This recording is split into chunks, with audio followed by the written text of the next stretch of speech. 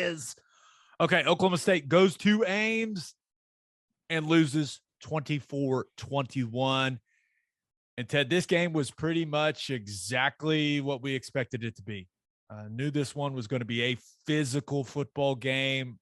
Both teams, like we said, kind of struggled to run it with Breece Hall. But Jaylen Warren had 76 yards rushing. Breece Hall only had 70 yards rushing. I did think that overall, both quarterbacks, for what I was expecting from them, played pretty damn well. Took care of the football for the most part. I mean, Spencer Sanders had some dimes in this game. That TD throw, the touchdown to Tay Martin in the fourth quarter, I mean, that was a hell of a throw with the pocket collapsing around him. I was like, wow, okay, yeah, he's got that. But you just got to give credit to Iowa State. They played the style of game they wanted to play, and their offense answered after Oklahoma State took the lead in the fourth quarter, and then their defense got stops. But as much as we talked about how important the running game was going to be heading in this one, and as much as we talked about the defenses, this game was really decided by field goal kicking, which makes me sad to say out loud, but I felt like the difference in the game was field goal kicking, coaches' decision-making, and maybe the fact that Fox didn't have a good angle of whether Brennan Presley was laying on top of Godleski or not. I feel like those were the three things. Yeah. Yeah, field goal kicking is, in a game like that, it's always going to be frustrating. But no, I thought it was. I'll tell you what I think is interesting is that back-to-back Brock Purdy games where he's starting to look really good, and that's against a top 10 football team that is really, really good defensively, can do a bunch of different things out there, and he had another really sharp performance. Was he like 6 incompletions over 300 yards? Took care of the ball. Iowa State, unfortunately, is going to be rounding into shape right at the time we get to see them. How unfortunate. Now, looking at some of the guys that really stood out to me in that game, Brennan Presley. I mean, he's not a very big guy, but he made some huge plays for Oklahoma State in this game. The diving touchdown catch early, then obviously everyone saw the one where he climbed the ladder for the awesome catch, touchdown catch before the half. But I think he got that first down, man. I do. Like, I've watched it 10 times. I think he was laying on top of the center. Yeah. And I think the center made a great play. Like, he pulled him over the first down. Like, I still think it was a first down. Now, some people will say, oh, well, you can't have it come down to that. And why'd they throw that in that situation? I guess that's a valid question. But I think he got the first down. I've watched it so many times, and there's not an angle where I see his shin down or his elbow down or anything down, dude. Yeah. I don't know. It's a weird play. I think I tend to agree with you. You've got to just kind of like piece things together and look at it and say that you don't think it was down, but I don't know, man. That's a tough call to make, but I tend to agree. It's hard to say with Oklahoma State. Yeah, I understand. You're incapable of doing that, but Xavier Hutchinson, man, he looked like the best player on the field to me. That and the unsportsmanlike conduct on him, that referee should be arrested, because I can't. People that don't like other people experiencing joy, we need to rid ourselves of those people. Throw them in prison, because that was the dumbest call. Like, are you really trying to have that big of an impact on the football game if you're the official? Like, and thank God they scored a couple plays later, and it was actually Hutchinson that caught it. But you cannot make that call in that situation in a game that big. You We've cannot do that if you're an official. It's ridiculous, man. we've talked about it that there's no way that that should be like, if you want to call it a penalty, I disagree, but there's no way that that should be the um like you can't take touchdowns away for something like that. You can't do it. You know what I'm saying? I don't know. We've had that discussion. Everyone knows how I feel about it. I think it's ridiculous, but I'm with you. It's a good thing they did score again because that's like the whole goal of being an official is to not make yourself the deciding factor of the game. Now, if something happens, it happens. I understand that, but my goodness. And at the end of the day, we probably shouldn't be mad at the officials. They're getting like they have the committees that say like this is the things that we want to crack down on. And that was one of them this year. It's stupid. Yeah, because kids shouldn't have fun. You shouldn't enjoy catching a massive touchdown in a big game in your home stadium. How dare Xavier Hutchinson almost high step kinda before he scored. I was furious. Furious. But the last thing I want to talk about that game, I have been expressing my frustration with how conservative Mike Gundy is in some of these situations. And he elected to have Tanner Brown try a 50-yard field goal instead of going for it on 4th and 2.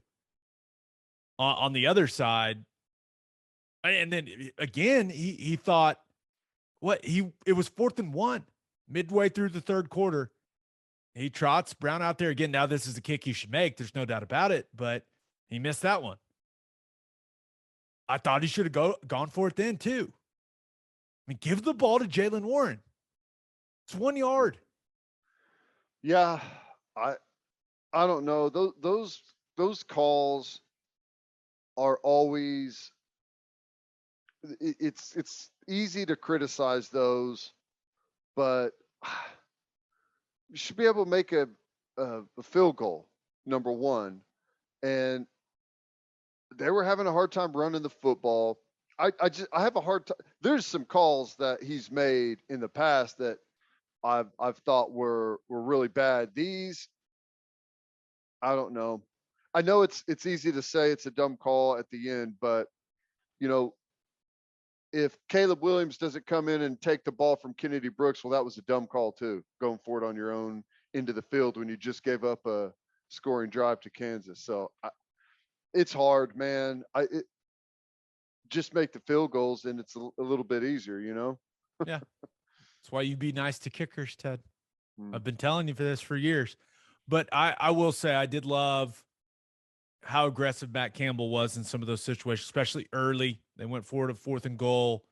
Great thrown catch from Purdy to Hutchinson there. I liked him going for it on 4th and 2 in the fourth quarter.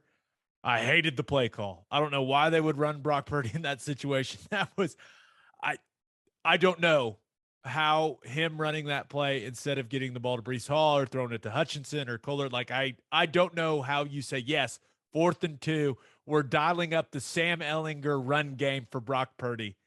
That was odd. I was like, what the hell was that? Do you think what team, Iowa State or Oklahoma State, do you think is the more difficult matchup for Oklahoma? Forget that we're playing Iowa State at home and OSU on the road. Just like neutral site, like maybe it'll be a Big 12 championship. I don't know, but is there one of those teams that you think is a more difficult matchup? They're very similar football teams in my mind. I think Iowa State is a tougher matchup for Oklahoma. I agree, and namely because of Xavier Hutchinson. He is a problem. Now, I will say, Brendan Presley probably going to rack up some yards on Oklahoma. Tay Martin probably going to catch a couple of explosive plays with their plan, with the way that OU's playing in the back end right now. But the one thing, Iowa State's defensive line And Oklahoma State's defensive line's physical as hell too. I think they're going to have problems blocking both of those groups. Yeah. I do. I do. So luckily, they don't play them this week. They play Tech. So they got time to get better, Ted. Yeah. Yeah. Those 3 games to end the season, buddy. Every single one of them is going to be an absolute dogfight, in my opinion. Oh, yeah. Oh, yeah. Sooners better get better. Yeah. I'm telling you right now, it's obvious. I think it goes without saying, like, they play the way they played against Kansas. They're losing all 3 of those teams. I mean, there's no doubt. But if they play the way they've played against pretty much everyone this year, they might lose to all 3 of those teams. that's kind of how I feel also. Yeah, I know, which is scary, right? Yeah. Okay. Ohio State, Indiana. We previewed this game just to talk about how good Ohio State was. And well, they're good. 54-7 in Bloomington. Our man Dusty Dvorak. I'm glad he was able to stay awake for the second half of this call because I mean, now I will say the first quarter was entertaining, and then it all went wrong for Indiana. And I don't think we really need to recap a game that was 44-7 at halftime. But I do think it's important to acknowledge that Ohio State looks fantastic right now. And I'm hoping, and Oklahoma, let's be real, OU does not have the talent that Ohio State has. They just don't have that level of talent up and down the roster, especially on the defensive side of the ball. But if Ohio State can get better and look this good, I'm holding out hope that Oklahoma can improve as well. That's where I thought, because, man, CJ Stroud, Travion Henderson, that wide receiver core. I mean, by the way, their offensive line, they got a couple of guys that are giants. I mean, massive human beings. And I'm just hoping the Sooners can improve like the Buckeyes have. Right? Yeah. They figured things out defensively for the most part. They look more multiple, playing some more coverages, executing better, defensive line getting after it. It's a dangerous squad, man. But I was like, yes, they can get better. So yeah, OU can get better. It's possible. Yeah. Now, they have played 3 of the lower ranked teams in the Big Ten the Some last get right games. 3 games, and CJ Stroud, all he's done is be excellent in all of those games. 14 touchdowns, no interceptions in the last 3 games. Yeah, I'd say they're getting right. And you mentioned it defensively. Maryland is better offensively. Even Rutgers is better. They've come around. They figured some things out, and they're going to be tough to deal with. But it's about to get really difficult for Ohio State. We'll see if it's for real the next 4 weeks.